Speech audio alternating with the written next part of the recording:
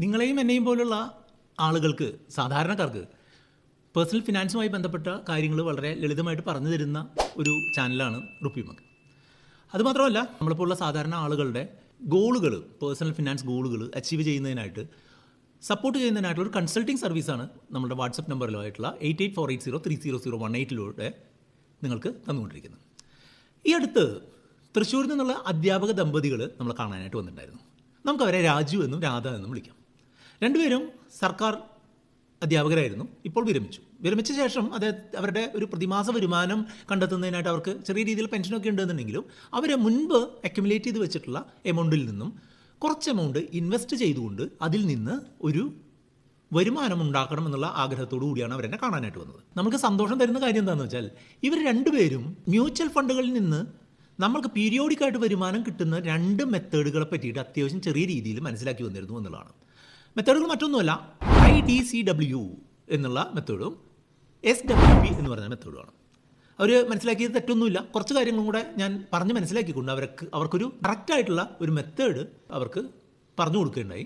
ഇത്തരം സപ്പോർട്ട് നിങ്ങൾക്കും വേണമെന്നുണ്ടെങ്കിൽ നമ്മുടെ വാട്സപ്പ് നമ്പറായിട്ടുള്ള 8848030018 കോൺടാക്ട് ചെയ്യാം. ഇന്നത്തെ വീഡിയോയിൽ പറയുന്നത്, മ്യൂച്വൽ ഫണ്ടുകളിൽ നിന്ന് IDCW ചെയ്യുന്നതാണോ SWP ചെയ്യുന്നതാണോ നല്ലത്, ഓരോന്നിൻ്റെയും ഗുണങ്ങളും ദോഷങ്ങളുമാണ്. ഈ അധ്യാപക ദമ്പതികൾ ഏതാണ് സെലക്ട് ചെയ്തത് എന്നുമാണ് നിങ്ങൾക്ക് ഈ വീഡിയോയിൽ പറഞ്ഞു തരാനായിട്ട്. ഈ വീഡിയോ നിങ്ങൾക്ക് ഇൻട്രസ്റ്റിംഗ് ആയിട്ട് തോന്നുന്നുണ്ടെന്നുണ്ടെങ്കിൽ ഇപ്പോൾ തന്നെ ഇതൊന്ന് ലൈക്ക് ചെയ്തുകൊണ്ട് മുന്നോട്ട് പോവുക. ഇതുപോലുള്ള കണ്ടന്റ് ഇനിയും കാണുന്നതിനായിട്ട് ചാനലൊന്ന് സബ്സ്ക്രൈബും കൂടെ ചെയ്യാം. Income distribution cum capital withdrawal എന്നുള്ളതാണ് IDCWൻ്റെ ഫുൾ ഫോം.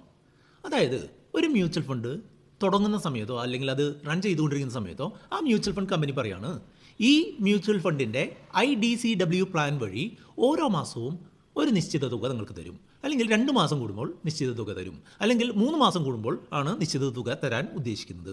ഇങ്ങനെ ഒരു പ്രീ ഡിഫൈൻഡ് ആയിട്ടുള്ള സമയത്ത് തരും എന്ന് പറഞ്ഞുകൊണ്ട് നമ്മളുടെ കയ്യിൽ നിന്ന് പണം ആ മ്യൂച്വൽ ഫണ്ടിൽ ഇടിക്കുകയും ഡിവിഡൻഡ് അല്ലെങ്കിൽ IDCW പെർസെൻറ്റേജ് പ്രഖ്യാപിക്കുന്നതിനനുസരിച്ച് ഓരോ തീയതികളിൽ നമ്മൾക്ക് നമ്മുടെ ബാങ്ക് അക്കൗണ്ടിൽ ആ പണം വരികയും ചെയ്യുന്ന രീതിയാണ് IDCW എന്ന് പറയാം. ഇത് ഡിവിഡൻഡ് അല്ല കേട്ടോ. ഇത് മുൻപ് ഇതിനെ ഡിവിഡൻഡ് എന്നാണ് വിളിച്ചിരുന്നതെന്നുണ്ടെങ്കിലും ഇതിനെ ഇപ്പോൾ ഡിവിഡൻഡ് എന്നല്ല വിളിക്കുന്നത്.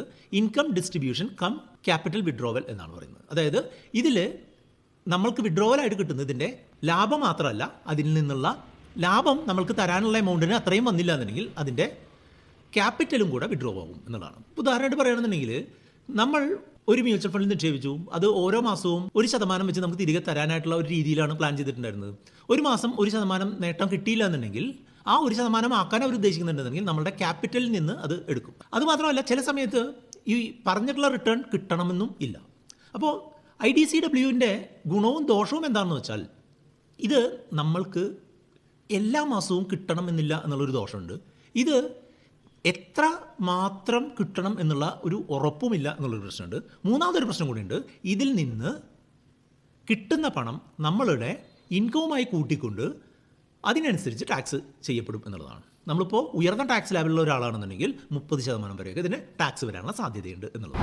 എൻ്റെ ഒരു അഭിപ്രായത്തിൽ ഹൈബ്രിഡ് മ്യൂച്വൽ ഫണ്ടുകൾ പോലുള്ള അല്ലെങ്കിൽ ലാർജ് ക്യാപ് മ്യൂച്വൽ ഫണ്ടുകൾ പോലുള്ള പദ്ധതികളിൽ IDCW ചെയ്യുന്നത് ചിലർക്ക് യോജിക്കും എന്നുണ്ടെങ്കിലും, ഉദാഹരണമായിട്ട് പറയുകയാണെങ്കിൽ ചെറിയ വരുമാനമുള്ള ആളുകൾ, അതായത് ടാക്സ് ബ്രാക്കറ്റ്, ഇപ്പോഴത്തെ പുതിയ ടാക്സ് നിയമങ്ങളനുസരിച്ച് 12 ലക്ഷം രൂപ വരെ ടാക്സ് വേണ്ടല്ലോ. അപ്പോൾ മാസത്തിൽ ആവറേജ് 1 ലക്ഷം രൂപ വരെ വരുമാനമില്ലാത്ത ആളുകൾക്ക് ഇതിൽ നിന്ന് പണം കിട്ടുമ്പോൾ എന്ത് കൊടുക്കേണ്ട, ടാക്സ് കൊടുക്കേണ്ടി വരില്ല. 1 രൂപ പോലും ടാക്സ് കൊടുക്കേണ്ടി വരില്ല. അങ്ങനെയുള്ള ആളുകൾക്ക് ഒഴികെ ബാക്കി ആർക്കും ഈ IDCW യോജിക്കില്ല എന്നുള്ളതാണ് ഞാൻ രാജുവിനോടും രാധയോടും പറഞ്ഞത്. മ്യൂച്വൽ ഫണ്ടിൽ നമ്മൾ ഇൻവെസ്റ്റ് ചെയ്യുന്ന സമയത്ത് നമുക്ക് 2 ഓപ്ഷൻ ലഭിക്കും. മ്യൂച്വൽ ഫണ്ടിൻ്റെ ഗ്രോത്ത് പ്ലാനിൽ ഇൻവെസ്റ്റ് ചെയ്യണോ, മ്യൂച്വൽ ഫണ്ടിൻ്റെ IDCW പ്ലാനിൽ ഇൻവെസ്റ്റ് ചെയ്യണമെന്ന്. ഈ IDCW പ്ലാനിൽ ഇൻവെസ്റ്റ് ചെയ്യുന്ന ആളുകൾക്കാണ് അവർ ഉദ്ദേശിക്കുന്ന സമയത്ത് കുറേശ്ശെ പൈസ നമുക്ക് കിട്ടുന്നത്. ഇതിൻ്റെ ഓപ്പോസിറ്റ് ആയിട്ടുള്ള ഗ്രോത്ത് പ്ലാനിൽ ഇൻവെസ്റ്റ് ചെയ്യുന്ന ആളുകൾക്ക് പണം ഒരു നിശ്ചിത ഇടവേളകളിൽ വേണമെന്നുണ്ടെങ്കിൽ SWP എന്ന് പറഞ്ഞ പ്ലാൻ ഉപയോഗിക്കാം. Systematic withdrawal plan. Systematic withdrawal plan എന്ന് പറഞ്ഞിട്ടുണ്ടെങ്കിൽ, ഞാൻ പറയുകയാണ്, ഞാൻ ഇപ്പോൾ ഇൻവെസ്റ്റ് ചെയ്തിട്ടുള്ള ഇപ്പോൾ Parag Parikh flexi cap fund എന്ന് പറഞ്ഞ ഈ ഫണ്ടിൻ്റെ ഗ്രോത്ത് പ്ലാനിൽ നിന്ന് എല്ലാ മാസവും 5-ാം തീയതി 10,000 രൂപ വെച്ച് വിഡ്രോ ചെയ്യണമെന്ന് പറഞ്ഞിട്ടുണ്ടെങ്കിൽ ഞാൻ എന്താ ചെയ്യേണ്ടതെന്ന് വെച്ചാൽ, ഈ ഫണ്ട് ഇൻവെസ്റ്റ് ചെയ്തിട്ടുള്ള സ്ഥലത്ത് നിന്നിട്ട് ഒരു SWP സ്റ്റാർട്ട് ചെയ്യണം. SWP സ്റ്റാർട്ട് ചെയ്തിട്ട് ഞാൻ എന്ത് പറയും, മന്ത്ലി 5-ാം തീയതി 10,000 രൂപ വെച്ച് വിഡ്രോ ചെയ്യണം, SWP സബ്മിറ്റ് ചെയ്യാണ് ചെയ്യേണ്ടത്. അങ്ങനെ വരുമ്പോൾ എന്താണ്ടാവുക, തൊട്ടടുത്ത മാസത്തിൻ്റെ 5-ാം തീയതി മുതൽ എല്ലാ 5-ാം തീയതിയും നമുക്ക് 10,000 രൂപ കിട്ടും. എന്നുവരെ ഈ മ്യൂച്വൽ ഫണ്ടിൻ്റെ ഈ കോർപ്പസ്, ഇപ്പോൾ നമ്മൾ 1 കോടി രൂപയാണ് ഇട്ടിട്ടുള്ളതെങ്കിൽ ആ 1 കോടി രൂപ ഇല്ലാതാവുന്നത് വരെ നമുക്ക് ഓട്ടോമാറ്റിക്കായിട്ട് ആ എമൗണ്ട് കിട്ടിക്കൊണ്ടിരിക്കും.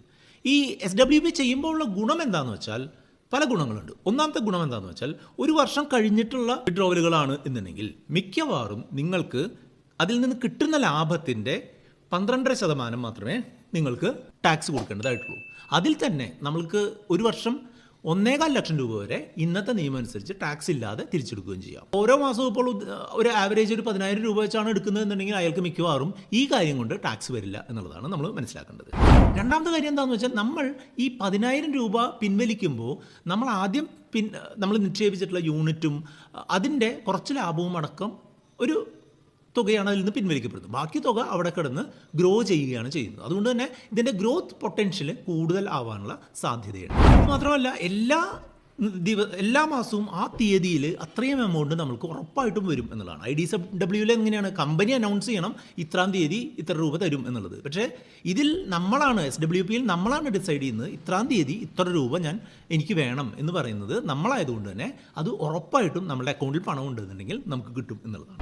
ഉയർന്ന ടാക്സ് നിലവാരമുള്ള ആളുകൾക്ക് ഈ SWP നല്ലതാവും എന്ന് പറയാൻ കാരണം എന്താണെന്ന് വെച്ചാൽ SWPയിൽ പിൻവലിക്കുന്ന ലാഭത്തിൻ്റെ 12% മാത്രമേ ടാക്സ് ഉള്ളൂ. ഉയർന്ന ടാക്സ് ലാബിൽ എത്രയൊക്കെ ടാക്സ് ഉണ്ട്, 30%, 20% ഒക്കെ ടാക്സ് ഉണ്ട്. അതിനേക്കാളൊക്കെ താഴ്ന്ന് നമുക്ക് ലാഭത്തിന് ടാക്സ് കൊടുത്താൽ മതി എന്നുള്ളത് കൊണ്ട് തന്നെ ഉയർന്ന ടാക്സ് ബ്രാക്കറ്റുള്ളവർക്ക് SWP ആയിരിക്കും നന്നാവുക. താഴ്ന്ന ടാക്സ് ബ്രാക്കറ്റുള്ളവർക്ക് IDCW നന്നാവുക എന്നുള്ളത് നിങ്ങൾ മനസ്സിലാക്കാം.